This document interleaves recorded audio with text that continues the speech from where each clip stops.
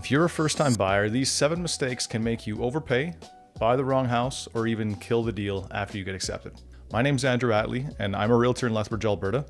I've done a little over 140 deals now in my time, so I've worked with a lot of first-time buyers, and that's not a flex, that's just a credibility check to show you that I'm not just pulling this out of my butt. So I'll keep it simple, I'll give you examples, and I'll tell you exactly what you need to do instead. So mistake number 1 is shopping before you're actually ready. You gotta do the boring stuff. Yes, it sucks, but please let's not waste anybody's time. People start booking showings, fall in love with the place, and then they find out that their budget is smaller than they thought, or that the monthly payment is much more uncomfortable than they were anticipating.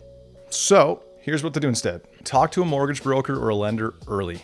If you don't have one, I can happily get you in touch with one. Number 2, you're gonna wanna get a real payment estimate that includes more than just the mortgage. So we're talking things like property taxes, utilities, insurance, condo fees if it's a condo. And then 3rd, you're gonna wanna decide what your comfort number is. So you and I can sit and hash this out over a beverage if you'd like, but here's the truth. Chances are the max amount the bank is willing to lend you is way more comfortable than you're willing to pay.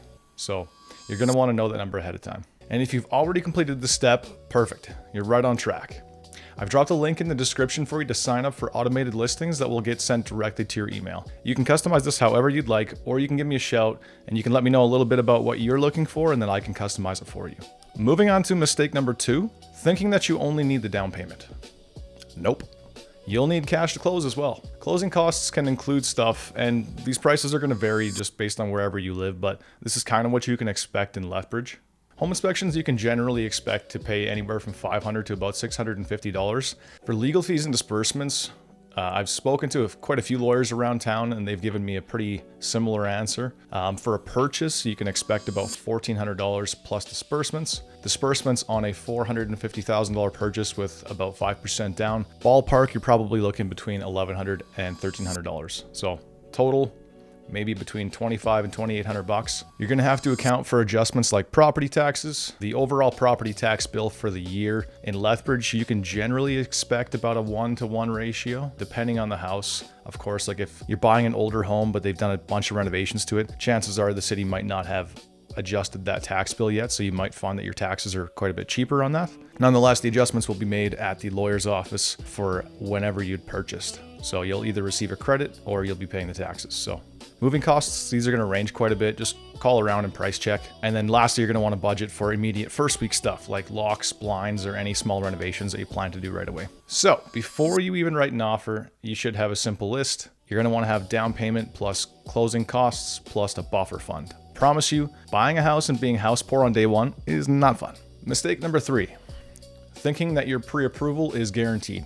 Sadly, it's not. Pre-approval is basically based on what you told us you should qualify for X. Final approval happens later when the lender verifies the documents, the property, and they might need an appraisal. Some of the ways that a first-time buyer might mess this up: buying a car, financing furniture, changing jobs, running up credit. If you do any of these things when you're trying to buy a home, you're gonna have a bad time. My best advice, keep your finances boring, no big purchases, no surprises, and ask your broker before you do anything that touches your credit. Moral of the story, don't change your life mid-transaction. Mistake number 4, falling for lipstick flips.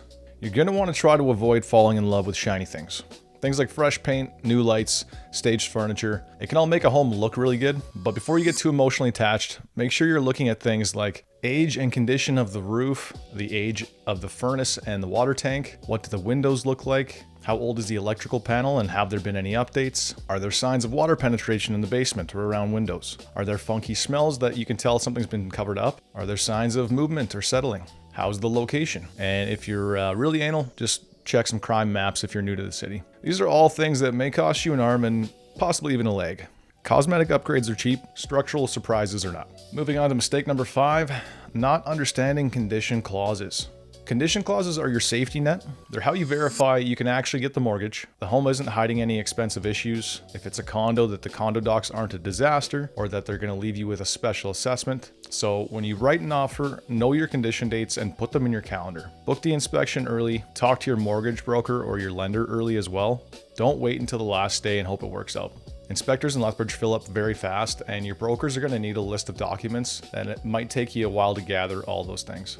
Mistake number 6 is a big one: over-focusing on price and under-focusing on terms. Buyers often obsess over offer price and ignore things that actually win the deals or protect them. Sometimes a slightly lower price with clean terms can beat a higher offer with messy conditions. On the flip side, sometimes paying a bit more for the right home is smarter than winning a bargain on a home that either costs you later or that you really didn't want in the first place. So don't get so caught up on price. $10,000 over the span of 25 or 30 years is so minimal when you break it down. A good clean offer comes down to a package of price, possession date, deposit amount, condition timelines, and included items. Each scenario is going to be a little bit unique, so your realtor can help you explain how each part affects the seller's decision.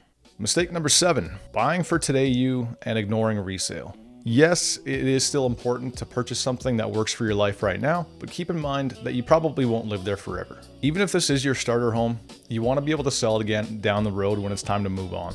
So a few things you're going to want to watch out for are weird layouts, tiny bedrooms, no or minimal parking, backing onto or facing something loud like a really busy street, awkward additions to the home that just add square footage but they're not really useful for anything, and less desirable neighborhoods. So ask yourself, if I had to sell this house in 3 to 5 years, would buyers still want it? You're not just buying a home, you're buying an asset. So buy the house you can sell, not just the house you can live in. All right, so a quick recap. Number 1, don't shop before you're truly ready. 2, you'll need cash to close, not just your down payment. 3, your pre-approval is not guaranteed. 4, don't get fooled by cheap flips. 5, have a full understanding of your conditions and their deadlines. Number 6, offers are more than just price. And number 7, buy with resale in mind. If you're buying your first home in Lethbridge or around Southern Alberta, DM me the word playbook and I'll send you my first time buyer checklist plus a cash to close sheet so that you don't get surprised. Also, I'll put my contact information in the description below so you can give me a call or text if you prefer to do that. And lastly, if you thought this video was helpful,